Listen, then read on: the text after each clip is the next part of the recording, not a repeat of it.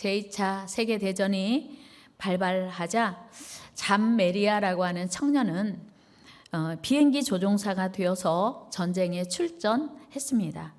그러나 안타깝게도 얼마 지나지 않아서 일본군의 사격을 받고 추락하여 일본군의 포로가 되었습니다. 일본군들은 전쟁 포로들에게 심한 고문과 학대로 괴롭혔습니다. 그럴 때마다 잠메리아의 마음속에 복수심과 증오심이 타올랐습니다. 언젠가 내가 복수할 거야. 내가 반드시 이 원수를 갚고 말 거야. 다짐하며 증오를 불태웠습니다. 다행히도 얼마 지나지 않아서 전쟁이 끝나고 잠메리아는 해방의 기쁨을 얻게 되었습니다. 그러나 고국에 돌아가서도 수용소에서 얻은 그 병으로 인해서 매일 극심한 통증을 느꼈고 온갖 좋은 약을 다 써도 별다른 효과를 얻지 못했습니다. 급기야 그는 정신과 의사를 찾아갔고 의사는 그의 과거지사를 듣고 중요한 충고를 했습니다. 당신의 마음속에 심한 미움이 해결되지 않고는 당신의 병은 호전되지 않습니다. 이 병은 결코 치료되지 않을 것입니다. 잠메리아는 의사의 충고를 듣고 자신이 살기 위해서 일본군들을 용서하기로 마음을 먹었습니다. 그런데 용서하려고 하면 할수록 마음속에 너무나 분노가, 미움이, 증오가 불타올라서 도저히 용서할 수가 없었습니다. 그러던 어느 날 부인의 권유로 한 전도 집회에 참석하게 되었습니다. 그는 거기서 신기하게도 예수님의 십자가에서 원수까지 용서하신 사랑, 예수님의 사랑에 대해서 듣게 되었습니다. 그런데 놀랍게도 그 이후에 자기 마음속에 그 일본군들을 향한 그 분노가 열버지는 거예요. 점점 사그러드는 것이었어요. 점점 그 분노가 사그러들더니 나중에는 별거 아닌 것처럼 용서할 수 있는 마음이 생긴 것이었습니다. 그 후 그는 일본에 가서 자기를 고문하며 괴롭히던 사람들 중에 24명이 아직도 감옥에 수감되어 있다는 사실을 알게 되었습니다. 그는 그들을 찾아가 먹을 것을 주고 따뜻하게 돌보아주면서 그들을 섬겼습니다. 그리고 예수 그리스도의 사랑을 전했습니다. 감옥에 수감된 그들 중에 많은 사람이 도대체 어떻게 우리를 사랑할 수 있습니까? 우리는 당신을 괴롭히고 당신에게 고통을 주었을 뿐인데 어떻게 우리를 이렇게 사랑하고 섬길 수 있습니까? 라고 질문할 때 잠메리아는 이렇게 말했습니다. 용서의 힘은 내게서 나온 게 아니라 주님이 주셨습니다. 그 잠메리아 용서와 사랑 이야기를 들은 수많은 사람들이 감동을 받고 그로 인해서 예수님을 믿게 되었다는 것입니다. 그렇습니다. 용서는 예수님이 친히 우리에게 베풀어 주시고 또 보여주시고 가르쳐 주신 우리의 사명입니다. 그리고 용서는 내가 사는 길입니다. 대강절 셋째 주일입니다. 2023년 대강절에 평화의 왕으로 오시는 주님을 기다리며 오늘 우리는 주님께서 이루신 평화, 주님께서 이루신 은혜 안으로 들어가려고 합니다. 지금 우리가 살고 있는 지구촌은 전쟁과 기근과 다툼과 분노와 증오, 경쟁, 절제 못하는 마치도 불치병 환자들처럼 끊임없이 보복하고 복수하고 원수를 갚는 일로 얼룩져 있습니다. 이런 병든 세상을 치유할 수 있는 처방이 과연 있을까요? 이런 병든 세상을 치유할 수 있는 길이 있다면 무엇일까요? 수많은 문제들 앞에서 속수무책인 우리에게 하나님은 그 처방을 말씀하십니다. 바로 용서입니다. 오늘 본문 14절은 진정한 평화의 길을 유일한 해결 방안을 제시해 주십니다. 14절 말씀을 같이 보시면 그는 우리의 화평이신지라. 둘로 하나를 만드사 원수된 것 곧 중간에 막힌 담을 자기 육체로 허시고. 여기서 우리의 화평이신지라 라고 말했는데, 우리는 이방인과 유대인을 의미합니다. 여러분, 이방인과 유대인은 하나 될 수가 없어요. 어떻게 유대인과 이방인이 하나 될 수 있겠습니까? 이거는 있을 수 없는 일입니다. 그런데 예수 그리스도께서 그의 육체로 분리된 둘을 하나로 만드셨다는 것입니다. 여러분, 무엇으로 원수된 모든 것을 하나 되게 할 수 있습니까? 이 땅의 것으로는 불가능합니다. 오직 예수 그리스도로만 가능합니다. 그렇습니다. 우리 예수님은 온 인류의 평화를 가능케 하신 유일한 근원이십니다. 여러분, 우리 안에 내재된 갈등과 분노와 경쟁과 시기와 이기심이 잠재워질 수 있는 길은 우리 힘으로는 불가능합니다. 오직 우리 하나님으로만 가능합니다. 우리 조상 아담이 하나님께 범죄함으로 하나님에게서 영원히 분리되었습니다. 영원히 쫓겨났어요. 그래서 에덴에서 이제 추방되었죠. 이를 불쌍히 여기신 우리 하나님은 우리의 모든 죄를 용서하시고 하나님과 화목하게 하시려고 그 아들 독생자 예수 그리스도를 십자가에 내어 주셨습니다. 여러분, 죄 없으신 예수님이 왜 부끄러운 십자가, 고통의 십자가를 지셨습니까? 그것은 바로 우리의 죄 때문입니다. 여러분, 우리의 시기, 분노, 경쟁의 뿌리를 깊이 들어가 보면 다 죄예요. 욕심. 그런데 죄 없으신 예수님이 부끄러운 십자가를 대신 지시고 고통의 십자가를 달리신 것입니다. 우리의 죄로 인하여서 영원히 멸망받을 우리를 위해서 우리 예수님이 십자가에서 물과 피를 다 쏟으시고 우리에게 용서의 길, 하나님과 화평하게 되는 유일한 길을 만드셨습니다. 이것이 우리 온 인류에게 유일한 소망입니다. 사실 죄로 출발한 우리 모두는 소망이 없습니다. 죄의 싹은 사망이기 때문입니다. 로마서 3장 10절에 기록한 바 의인은 없나니 하나도 없으며 23절에 모든 사람이 죄를 범하였음에 하나님의 영광이 이르지 못하더니 라고 말씀합니다. 죄는 절망이에요. 죄는 죽음이기 때문입니다. 그런데 하나님께서 우리에게 소망의 길을 열어주셨고 용서와 화해의 길을 열어주셨습니다. 이 큰 은혜에 감사하며 하나님께 영광을 돌려야 합니다. 아울러 이 크고 놀라운 은혜로 하나님과 화평케 된 우리는 이제 다른 사람과의 화평을 도모해야 합니다. 여러분, 이 세상에 여러분이 가는 곳 어디든지 용서와 화해의 물꼬가 트이도록 화해의 통로가 되어야 합니다. 여러분, 용서가 쉽습니까? 어렵습니까? 평상시에는 뭐 용서 그까짓 것 이렇게 생각할 수 있지만 내가 어떤 그 불이익을 당한다든지 어떤 인권의 모독이 있다든지 내 자존심에 어떤 문제가 생기면 용서가 쉽지 않습니다. 초대교회 첫 번째 순교자 스데반 집사 돌에 맞아 죽어가면서 한 일이 무엇이었습니까? 그것은 자신을 돌로 치는 유대인들을 용서해 달라는 것이었습니다. 여러분, 돌에 맞아 죽어가는 스데반이 자기를 돌로 쳐서 죽음에 이르게 하는 그 사람을 용서할 수 있다? 결코 쉬운 일 아니에요. 이를 부들부들 갈면서 두고 보자, 내가 죽어서도 원수 갚겠다 할 수 있는 게 일반적인 정서죠. 사실은 스데반의 설교를 듣고 분노한 유대인들이 돌을 들어 스데반을 죽이고 있는 것입니다. 그런데 그들을 향하여 스데반은 저들의 죄를 용서하여 주옵소서라고 기도하는 것입니다. 우리 사도행전 7장으로 가봅니다. 59절, 60절 읽어요. 시작.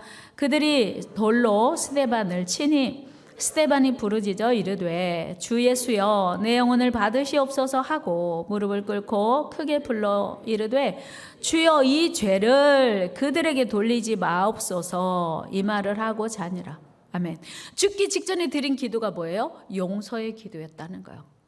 여러분 죽기 직전에 우리 한번 상상력을 발휘해 보면 여러분 숨지기 직전에 무슨 기도할 수 있을 것 같아요? 숨지기 직전에 내가 마지막 기도를 드릴 수 있다면 의식이 또렷해서 죽어가면서 드릴 수 있는 마지막 기도가 무엇이었을까요? 스데반은 돌에 맞아 죽어가면서 주여 저들의 죄를 이 죄를 저들에게 돌리지 마옵소서라고 하는 용서의 기도를 드렸습니다. 그리고 순교했습니다. 여러분 지금 이 사람들이 돌을 튼 이유는 마음의 분노가 일었기 때문이었거든요. 자기들의 죄가 지적되니까 견딜 수 없어서 돌을 들었거든요. 55절이요. 같이 읽어요. 시작. 스데반이 성령이 충만하여 하늘을 우러러 주목하여 하나님의 영광과 빛 예수께서 하나님 우편에 서신 것을 보고 아멘. 사람들은요 거기 모인 많은 유대인들은 분노해서 스데반에게 돌을 들었습니다. 그런데 스데반은 성령이 충만하여 그들을 용서한 거예요. 다른 말로 하면 용서는 하나님의 성품이고 하나님의 은혜가 있을 때만 가능하다는 걸 알게 돼요. 우리 성령 충만합시다. 성령 충만해야 하나님의 사람으로 살 수 있는 거예요. 우리가 하나님의 사람이지만 성령 충만하지 않으면 용서가 쉽게 되지 않기 때문이에요.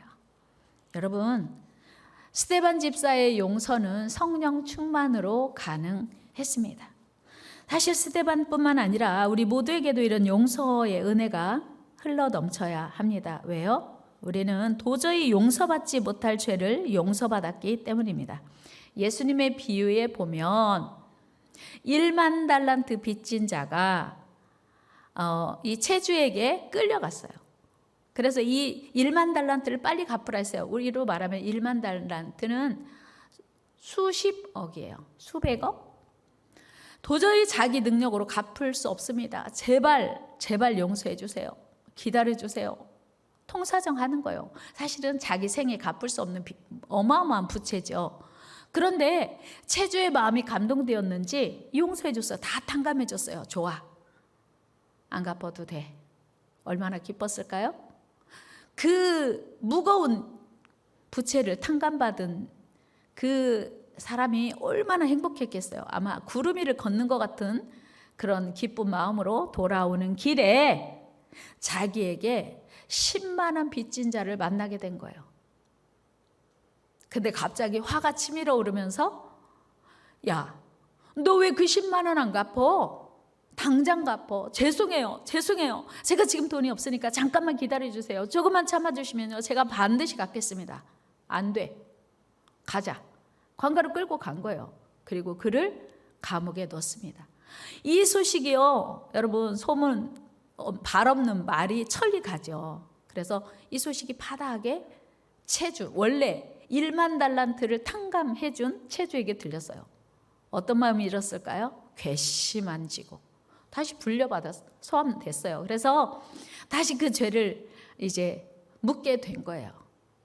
마치도 우리에게 용서의 은혜가 주어진 이유는 우리는 우리 힘으로 갚을 수 없는 어마어마한 죄를 용서받은 은혜를 입은 자란 말입니다.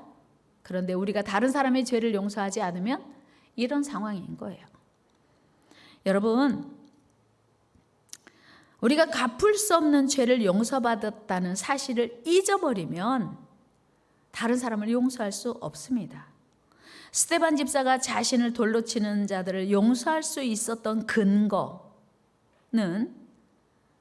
자기 역시 용서받을 수 없는 죄를 예수님이 십자가에서 대신 치고 용서해 주셨기 때문이라는 믿음이 있었기 때문이었어요.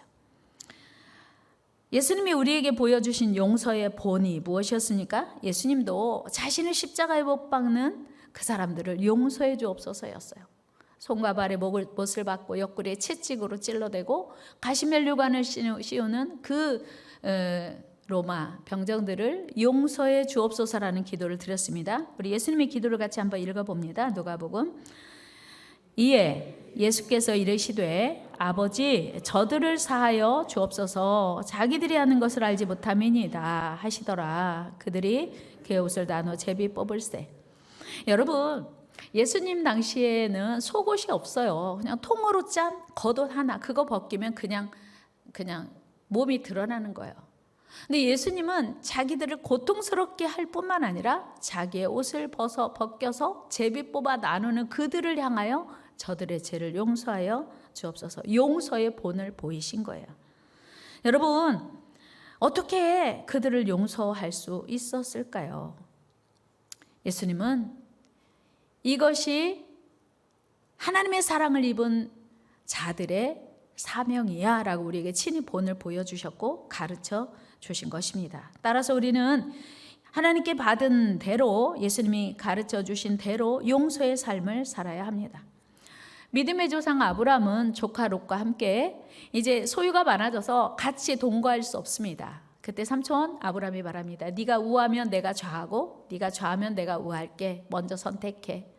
사실은요, 롯은요 아브라함을 따라와서 거저 횡재한 사람이에요. 그러면 삼촌이 먼저 하세요 이렇게 해야 맞잖아요.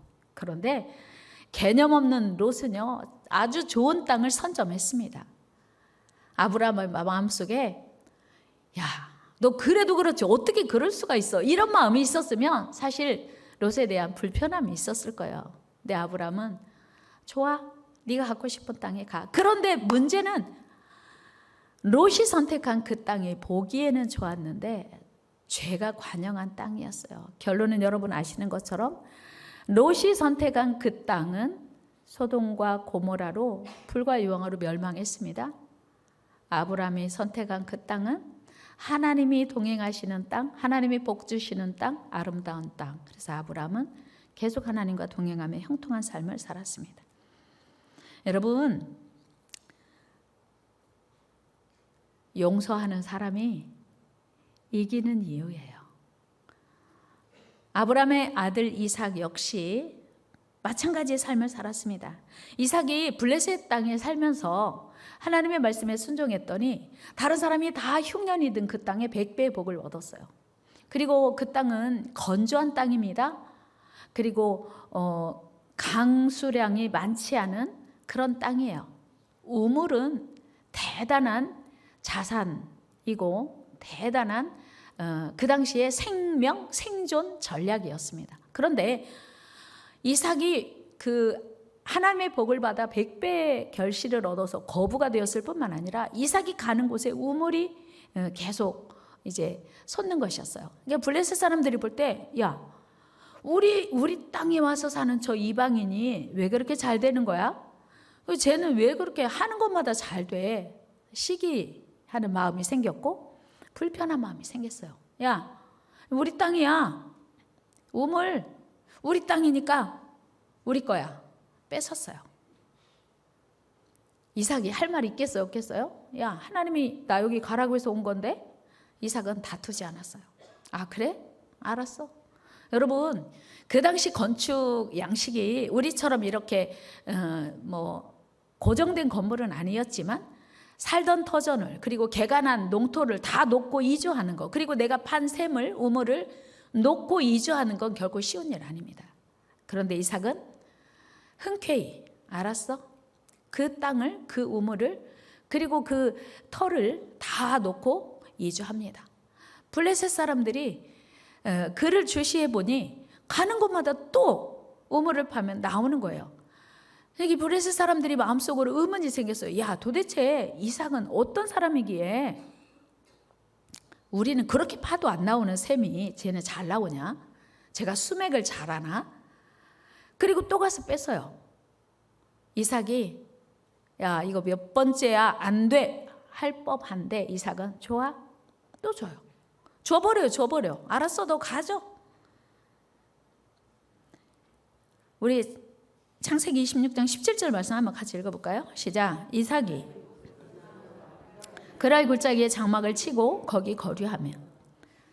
장막이라고 하지만 그 당시 주거 형태였어요. 그러니까 살던 터전을 옮기는 거 쉽지 않았는데 이삭은 너무 쉽게 이사한 겁니다. 그럼에도 불구하고 블레셋 사람들은 이삭을 계속 쫓아다니며 괴롭히며 방해했습니다. 양심도 없는 그랄 목자들이 이삭의 우물을 자기들의 우물이라고 우기고 막무가내로 빼앗는 거예요. 이쯤 되면 이삭이라도 화낼 만하지 않습니까? 그러나 그때에도 이삭은 아무 대응도 하지 않고 마치 바보처럼 그냥 줍니다. 그리고 또 다른 곳으로 옮겨가서 우물을 다시 팝니다. 21절 말씀 한번 같이 읽어봐요. 시작. 또 다른 우물을 팠더니 그들이 또 다툼으로 그 이름을 신나라 하였으며 가는 곳마다 시비를 거는 블레셋에게 그냥 줘요. 이런 일을 무려 5번. 이삭이 5번이나 똑같은 일을 반복적으로 경험하면서도 이삭이 그들과 다투지 않습니다. 새 농토를 일구고 새로운 샘을 파는 일이 요즘 상수도 설치하는 것과는 차원이 다른 이야기입니다.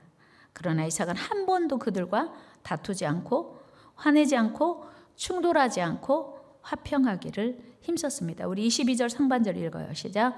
이삭이 거기서 옮겨 다른 우물을 팠더니 그들이 다투지 아니하였으므로 그 이름을 르호봇이라 하여 이르되. 아멘. 여러분 보세요. 성경을 읽다 보면 이삭이 바보야? 이삭은 자존심도 없어? 왜 그렇게 이삭은 바보처럼 블레셋 사람들에게 당하고만 살아? 아마 블레셋 사람들이 이삭을 향하여 그런 생각했을지도 모르죠. 그리고 또 의문. 이삭은 수맥을 잘 아나 봐. 어디에 물이 있는지 아나 봐. 가는 곳마다 물이 솟으니 말이야. 그러나 여러분, 이삭이 물줄기를 찾아간 게 아닙니다. 하나님께서 이삭이 가는 곳마다 물이 솟게 하신 거예요.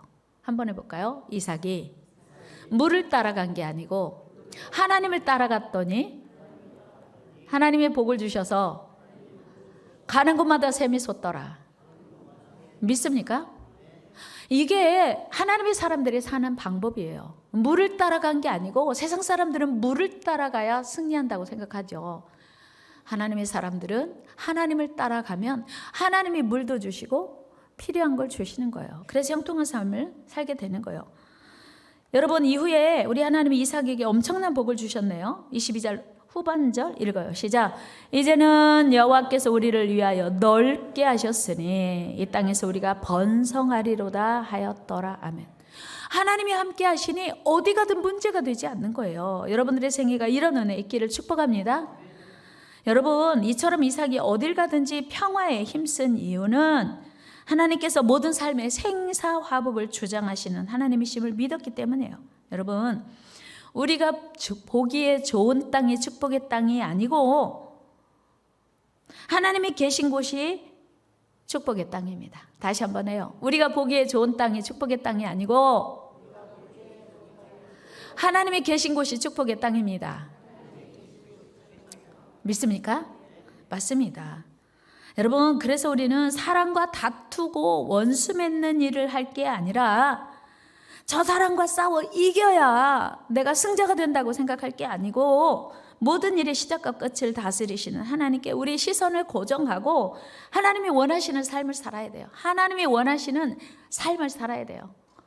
하나님이 원하시는 삶을 사시기를 축복합니다. 생사화복이 하나님께 있기 때문이에요. 그래서 우리는 세상 욕심 때문에 다투지 말아야 돼요. 그래서 우리 주님은 할 수 있으면 모든 사람과 평화하라 하셨습니다. 로마서 12장 18절 말씀 읽어요. 시작.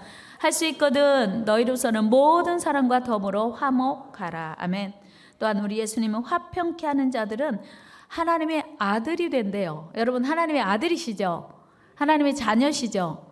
그리고 우리는 화평케 하는 자가 돼야 돼요. 마태복음 5장 7절 보면 화평케 하는 자들은 복이 있나니 저희가 하나님의 아들이 될 것이며. 여러분, 요셉처럼 용서의 사람이 있을까요? 요셉은요, 억울하게 형들에게 의해서 애구의 종으로 팔려 갔습니다. 거기서 얼마나 많은 고생했는지 모릅니다. 여러분, 요셉이요, 애굽에 가서 종으로 노예로 살면서 형들만 아니었다면 나는 이 고통 받지 않아도 되는데 얼마나 원망하고 형들을 미워하면서 복수심을 불태울 수 있었겠습니까?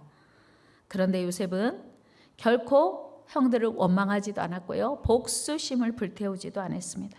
요셉은 형들 모두를 용서하고 사랑했습니다.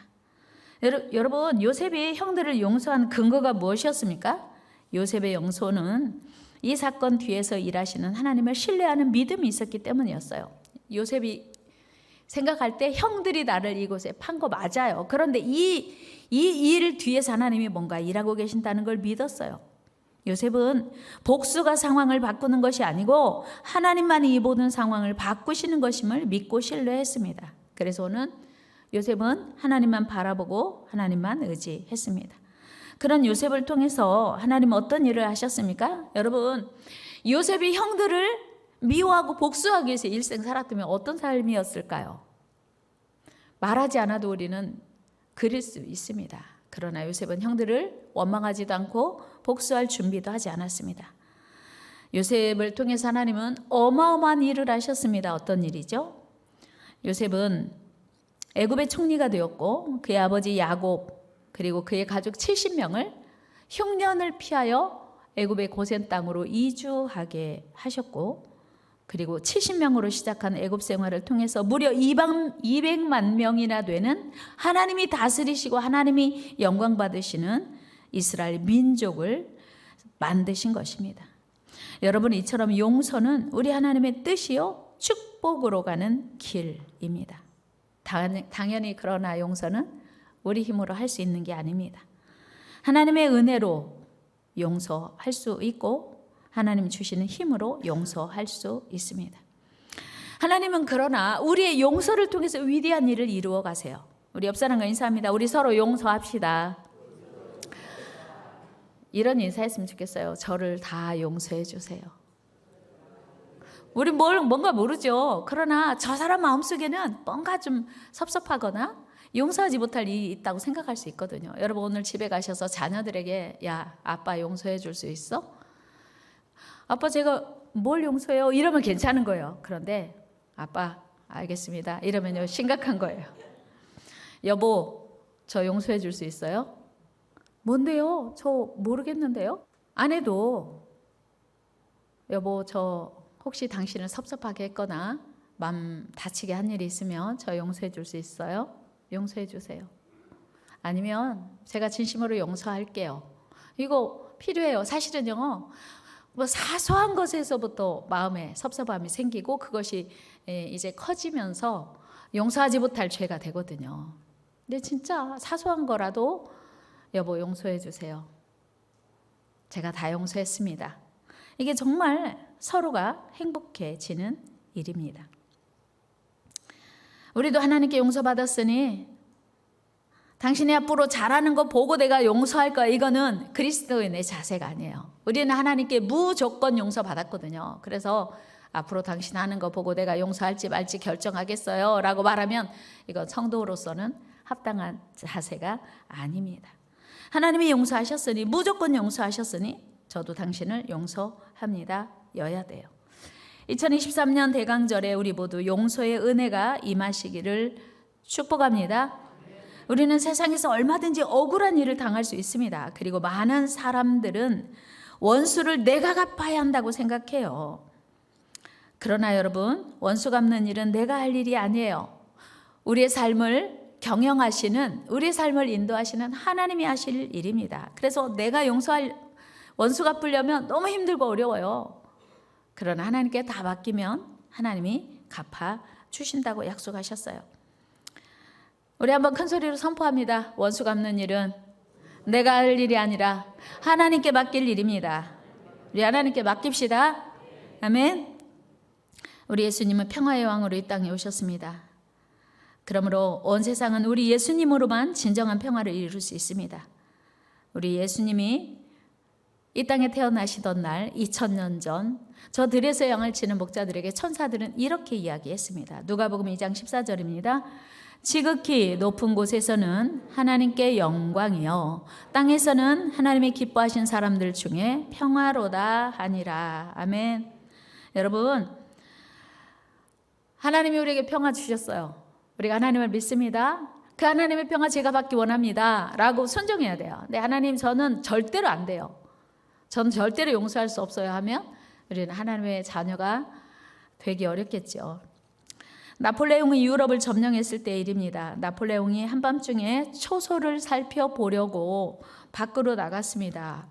그런데 한 곳에 이르러서 마침 그곳을 보초를 서야 할 병사가 총을 내려놓고 깊은 잠에 빠진 거예요. 순간 이게 무슨 상황이야 하다가 얼마나 피곤하면 어린 병사가 깊은 잠에 빠졌을까. 그리고 내려놓은 총을 자기가 들고 대신 보초를 서고 있었어요. 여러분 사실 생각해보면요, 전시에 보초를 소홀히 한다? 죽을 일이에요. 이 병사가 한참 깊은 잠을 자고 눈을 떠보니 나폴레옹이 자기 대신 보초를 서고 있는 것이었어요. 무슨 생각 들었겠어요? 오늘 나는 죽었다 생각했겠죠. 죽을 죄를 졌다고 용서를 구하는 그에게 나폴레옹은 이렇게 말했어요. 그래, 얼마나 피곤한가. 잠깐이라도 쉬게나. 그 대신 내가 자네 대신 보초를 서겠네 라고 위로했다는 것입니다. 얼마나 멋져요. 죽었다고 생각하는 순간에 내려온 용서는 갚을 수 없는 은혜인 거죠. 그 이후 어떻게 되었을까요? 그 병사는 일생 동안 나폴레옹을 위해서 충성을 다했다고 합니다. 그렇습니다, 여러분. 용서는 사랑입니다. 용서는 용기입니다. 또한 용서는 타인을 위해서가 아니고 나를 위해서 하는 일입니다. 하나님께서 모든 상황을 바꾸어 주실 것을 믿는 사람이 할 수 있는 믿음의 행위입니다. 여러분 혹시 아직까지도 도저히 용서할 수 없다고 생각되는 사람이 생각나십니까? 내 눈에 흙이 들어가도 절대로 용서할 수 없다고 생각하고 마음으로 굳게 다지고 있는 사건 혹시 있습니까? 우리 그래도 용서합시다. 그래도 용서합시다. 용서가 살 길이고요. 용서는 그 사람을 위한 일이 아니고 나를 위한 일이고요. 하나님의 명령이에요. 예수님이 우리의 모든 죄를 용서하시고 사랑하신 것처럼 이제 우리는 이 용서의 은혜 안으로 들어가야 합니다. 그리고 이 용서의 은혜를 흘려보내야 합니다. 우리 예수님께서 가르쳐 주신 기도, 주 기도문에 보면 우리가 우리에게 잘못한 사람을 용서해 준 것 같이 우리 죄를 용서하여 주시옵고. 그러니까 순서가 우리가 우리에게 잘못한 사람을 용서해 주어야 하나님이 우리 죄도 용서해 주신다는 것입니다. 여러분 온 지구촌을 지금 감싸고 있는 증오, 그리고 미움, 전쟁, 갈등. 여러분 지금 온 세상은 세대 간, 계층 간 갈등의 골이 깊어져 가고 있습니다.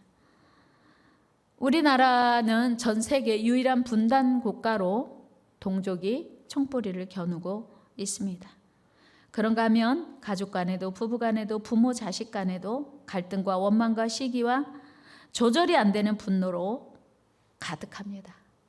용서와 사랑이 넘쳐야 할 공동체 안에서도 용서하지 못하는 미움이 지배하고 있습니다. 2023년 평화의 복음이 다시 필요한 이유입니다. 평화의 왕으로 오신 주님을 간절히 기다려야 하는 이유입니다. 여러분 원수 갚는 것은 우리가 할 일이 아닙니다.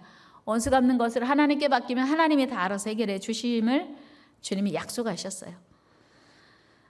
내가 원수 갚는다고 생각하지 말고 하나님을 신뢰하고 하나님께 맡기면 온 우주 역사를 주관하시고 다스리시는 하나님이 다 이루십니다. 이 대강적의 은혜의 강물이, 용서의 강물이 넘쳐 흐르는 복된 시간 되기를 축복합니다. 우리 로마서 12장 19절 말씀 읽고 같이 기도하겠습니다. 내 사랑하는 자들아, 너희가 친히 원수를 갚지 말고 하나님의 진노하심에 맡기라.